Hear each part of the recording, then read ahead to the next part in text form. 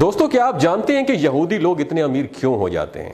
تو کسی مسلمان نے ایک یہودی سے پوچھا کہ ساری دنیا میں جتنی بڑی کمپنیز ہیں وہ یہودیوں کی ہیں، حالانکہ تمہاری تعداد سب سے کم ہے، پھر بھی تم لوگ سب سے آگے ہو، یعنی تمہاری تعداد پوری دنیا میں 9.2 ملین ہے اور مسلمان 1 ارب 40 کروڑ ہے۔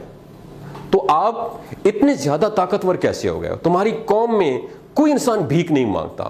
تو اس پر یہودی نے جو جواب دیا، آپ نے دماغ کی کھڑکیوں کو کھول کے وہ جواب سنا ہے۔ اس نے بتایا کہ ہم اپنی زندگی ان 3 اصولوں پہ گزارتے ہیں۔ نمبر 1، ہم اپنی زندگی علم حاصل کرنے میں لگا دیتے ہیں۔ نمبر 2، وہ کہتے ہیں کہ ہم اپنے بچوں کو بچپن سے ہی بزنس کرنا، تجارت کرنا سکھاتے ہیں۔ نمبر 3، ہم اپنے اندر بھائی چارگی پیدا کرتے ہیں، ایک دوسرے کو سپورٹ کرتے ہیں، اور یہودی دنیا میں کسی جگہ پہ بھی رہتے ہیں تو ایک دوسرے سے کنیکٹ رہتے ہیں، اور چاہے ہم کتنے ہی بڑے کیوں نہ ہو جائیں، ہم اپنے مذہب کے لیے صرف کام کرتے ہیں۔ اور ہم نے یہ ساری چیزیں، آپ کو پتہ ہے کس سے سیکھی؟ یہ یہودی کہہ رہا ہے، وہ بتاتا ہے کہ ہم نے یہ ساری چیزیں تمہارے نبی کریم صلی اللہ علیہ وآلہ وسلم سے سیکھی ہیں۔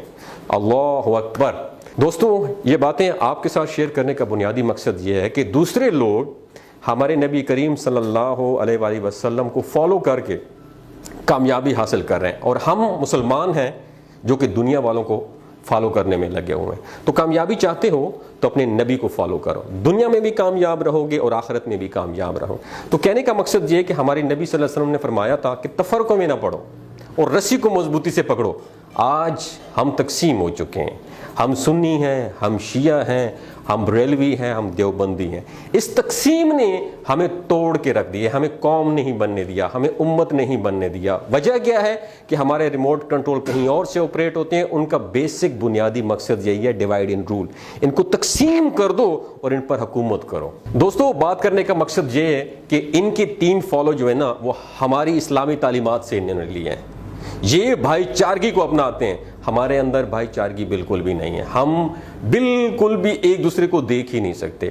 ان کا دوسرا جو قانون تھا وہ یہ تھا کہ اپنے بچوں کو بزنس کرنا سکھاتے ہیں۔ ہم لوگ کیا کرتے ہیں؟ ہم اپنے بچوں کو نوکر بننا سکھاتے ہیں۔ اور تیسری بات، یہ ساری زندگی علم سیکھتے رہتے ہیں۔ میرا آپ سے سوال ہے، آپ نے سیلف ڈیولپمنٹ کے اوپر کون سی لاسٹ ٹائم آپ نے کتاب پڑھی ہے؟ آپ نے قرآن کو ترجمے اور تفسیر کے ساتھ کب پڑھا ہے؟ صرف ثواب کی نیت سے پڑھا ہے۔ دوستو، یہ کہنے کا مقصد یہ ہے، اپنی اسلامی تعلیمات پر غور کرو، آپ دنیا کی سب سے عظیم قوم بن جاؤ گے۔ ان سب کے اوپر حکومت کرو گے جو صرف تھوڑے سے ہو کے آپ لوگوں پہ حکومت کر رہے ہیں۔ اپنا اور اپنے ساتھ جڑے رشتوں کا خیال رکھیے گا۔ اللہ حافظ۔ آپ نے سیلف ڈیولپمنٹ کے اوپر کون سی لاسٹ ٹائم آپ نے کتاب پڑھی ہے؟